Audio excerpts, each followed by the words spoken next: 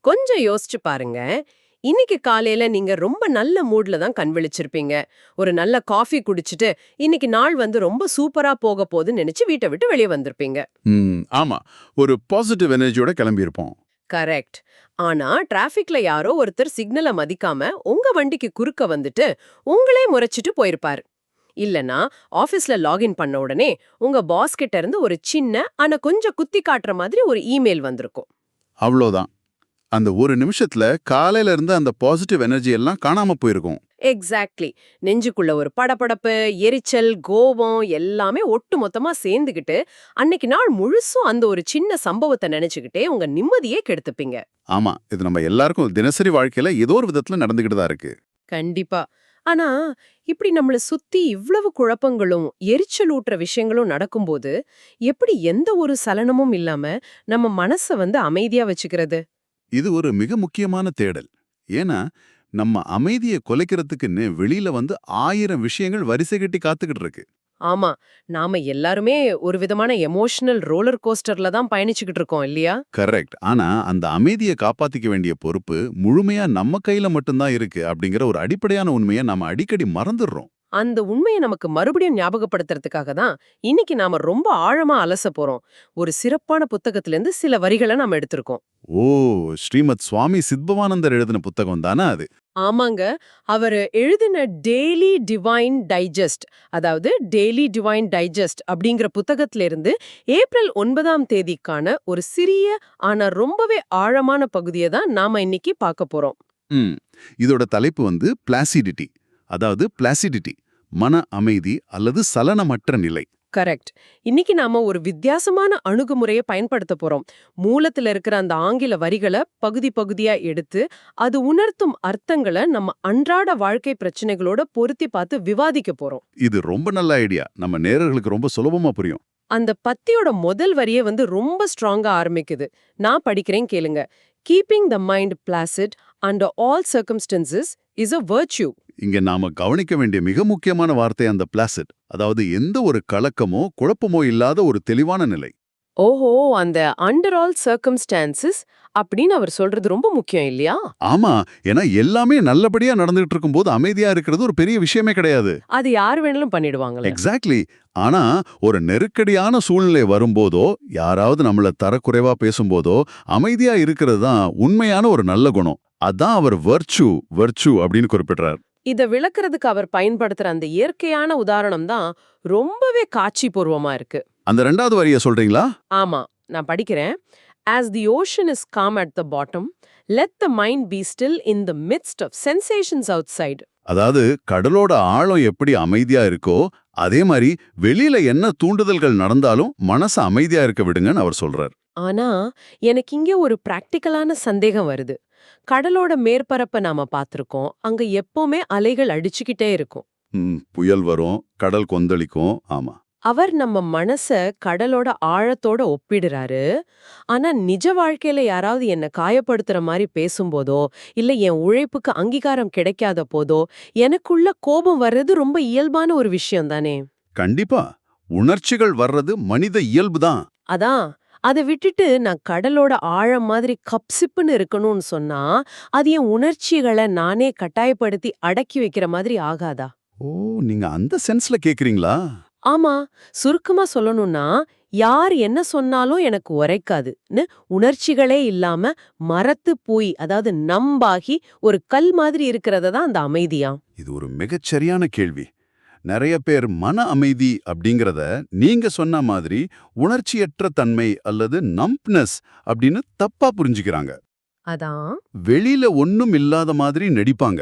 ஆமா, தங்களுக்கு எதுவும் வலிக்காத மாதிரி வெளியில நடிப்பாங்க. ஆனா உள்ளுக்குள்ள ரொம்ப புடுங்கிட்டு இருப்பாங்க. ஆனா சிற்பவானந்தர் சொல்ற ஸ்டில்னஸ் அது கிடையாது. அப்போ அது உணர்ச்சிகளை இழப்பதில்லையா? நிச்சயமா இல்ல.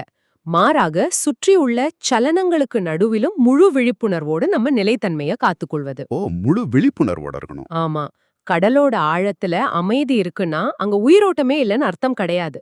சொல்லப்போனா மேற்பரப்பை விட ஆழத்துல தான் உண்மையான வலிமையான உயிரோட்டம் இருக்கு. அதாவது வெளியில ஒருத்தர் என்ன திட்டுறாரு அப்படின்னா அது எனக்கு கேட்காதுன்னோ புரியாதுன்னோ நான் நடிக்க வேண்டியதில்லை, அப்படிதானே? கண்டிப்பா கிடையாது. அது உங்களுக்கு கேட்கும், உங்களை சுற்றி என்ன நடக்குதுன்னு உங்களுக்கு முழுமையா புரியும். அந்த சென்சேஷன் அவுட் சைட், அதாவது வெளியில இருந்து வர்ற அந்த தூண்டுதலை நம்ம உணர்வோம். எக்ஸாக்ட்லி. ஆனா அந்த வார்த்தைகள் உங்க மனசோட ஆழத்துல இருக்கிற அமைதியை தொந்தரவு செய்ய நீங்க அனுமதிக்க மாட்டீங்க. நீங்க அந்த அலைகளை பாப்பீங்க, ஆனா நீங்களே அந்த அலையா மாற மாட்டீங்க. ஓஹோ! அலைகள பாப்போம், ஆனா அலையாக மாற மாட்டோம். ரொம்ப அருமையான விளக்கம். இது ஒரு முதிர்ச்சியான நிலை. கோபம் வரும், ஆனா அந்த கோபத்தை வெளிக்காட்டணுமா வேண்டாமா, எப்படி பதிலடி கொடுக்கணும் அப்படிங்கறத உணர்ச்சி வசப்படாம ஒரு தெளிவான மனநிலையோட நீங்க முடிவு செய்வீங்க. அதான் அந்த still in the midst of sensation outside. உணர்வுகள் இருக்கும், ஆனா தேவையில்லாத சலனங்கள் இருக்காது. கரெக்ட். இது கேட்கும்போது ரொம்ப நல்லா இருக்கு. புயல் அடிக்கிறது எனக்கு தெரியும், ஆனா நான் புயலாக மாற மாட்டேன் அப்படிங்கிற அந்த தெளிவு சூப்பர். ஆனா இங்க தான் அடுத்த சிக்கல் ஆரம்பிக்குது. என்ன சிக்கல்? நான் அமைதியான கடலா இருக்க ட்ரை பண்ணாலும் வெளியில இருக்கிற சில பேரு நம்மள கோவப்படுத்தணும்னே வேணும்னு சில விஷயங்களை செய்வாங்க. ஆமா, நம்ம பலவீனம் தெரிஞ்சு சரியா அந்த இடத்துல குத்துவாங்க. அப்போ எப்படி அந்த அமைதியை காப்பாத்துறது? இதுக்கு அந்த பத்தியோட அடுத்த வரிகள்ல ஒரு அற்புதமான விளக்கம் இருக்கு. நான் அந்த வரிகளை படிக்கிறேன், நீங்க அதோட ஆழத்தை விளக்குங்க. கண்டிப்பா சொல்லுங்க. Provocation by the external forces cannot be prevented. அங்கே நிறுத்துங்க. இதுதான் நம்ம ஏத்துக்க வேண்டிய முதல் கசப்பான உண்மை. ப்ரோவகேஷன், அதாவது நம்மள தூண்டி விடுறது, எரிச்சல் அடைய செய்யறது. இந்த வெளி உலக சக்திகள் நம்மள தூண்டுறதை நம்மள தடுக்கவே முடியாது. cannot be prevented.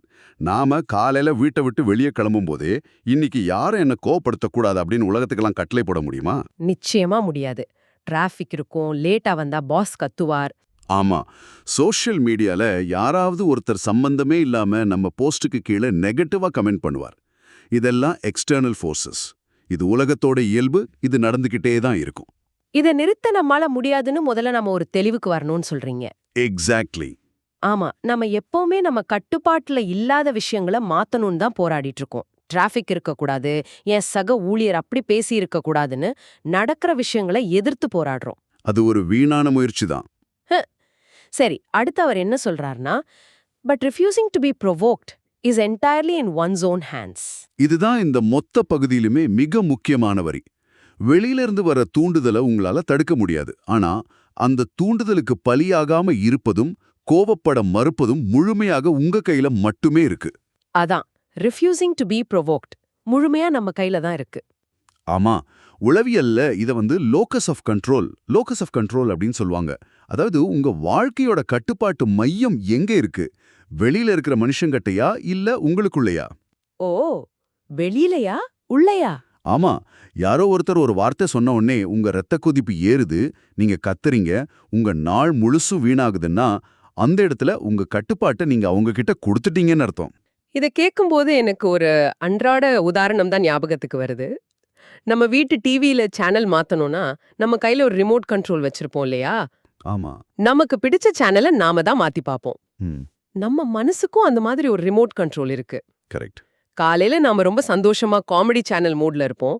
ஆனா ஆபீஸ் போனதும் நம்ம சக ஊழியர் ஏதோ ஒரு குத்தி காட்டுற வார்த்தையை சொல்லிட்டாருன்னா உடனே நம்ம மூட் ஆக்ஷன் சேனலுக்கோ இல்ல ட்ராஜடி சேனலுக்கோ மாறிடுது. ஆமா, ரொம்ப ஈஸியா மாறிடும்.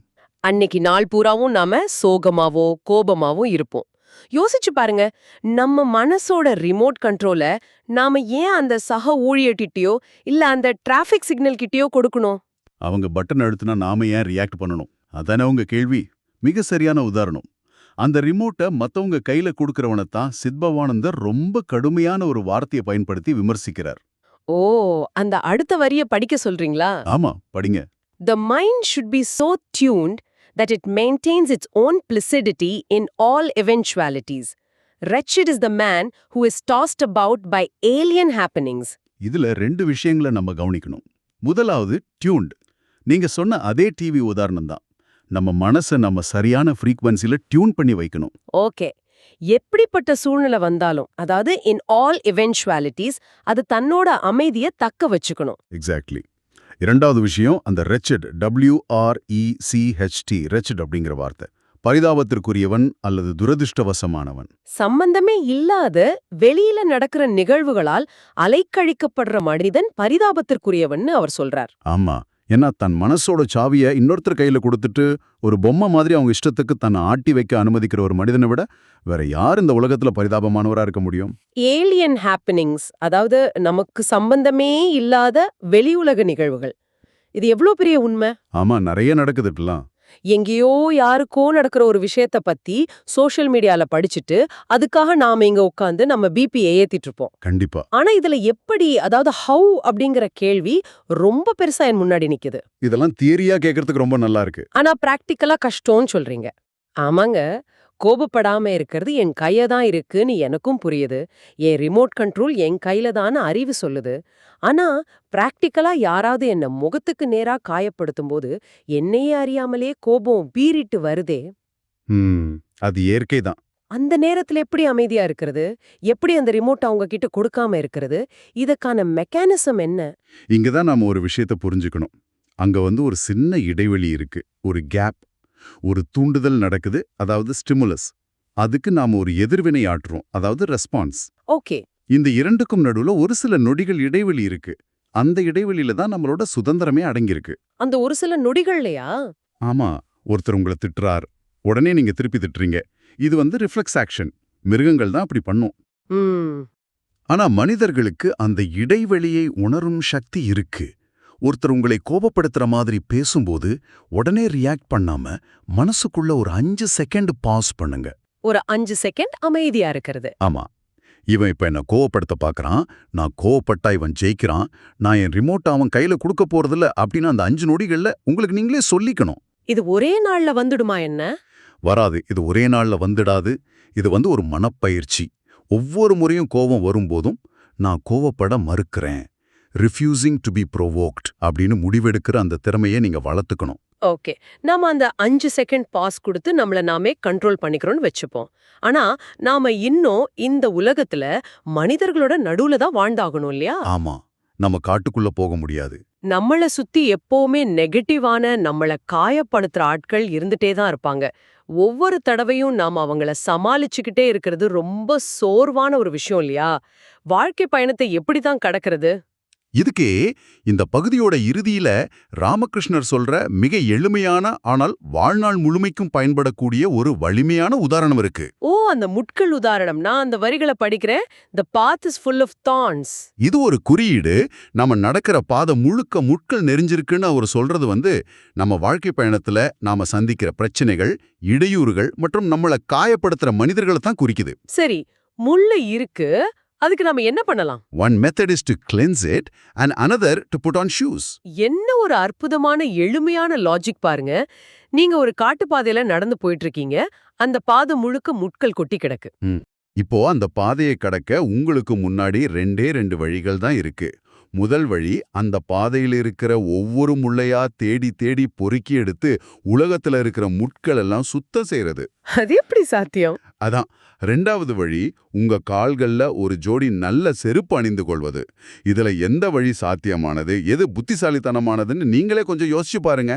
கண்டிப்பா செருப்பு போட்டுக்கிறது தான் ரொம்ப பிராக்டிக்கலான, ஈஸியான வேலை.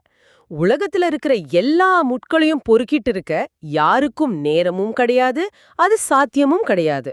எக்ஸாக்ட்லி. இதை நம்ம அன்றாட வாழ்வோட ஒப்பிட்டு பார்த்தோம்னா எனக்கு ஒரு விஷயம் ரொம்ப தெளிவா புரியுது. இந்த முட்கள் அப்படிங்கிறது தான் நம்மள கஷ்டப்படுத்துற மனிதர்கள், அந்த ஒஃபென்சிவ் பீப்புள். ஆமா.